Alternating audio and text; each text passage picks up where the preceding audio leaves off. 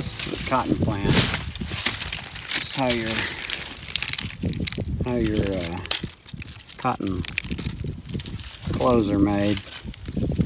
Got this is the cotton boll. You can see this one. It's not opened all the way. So if you look at this, here we can see better. You take the seed out. That's ginning. See the seed, there's lots of seed stuck in there. The fiber grows onto the seed and you have the seed. You can see that.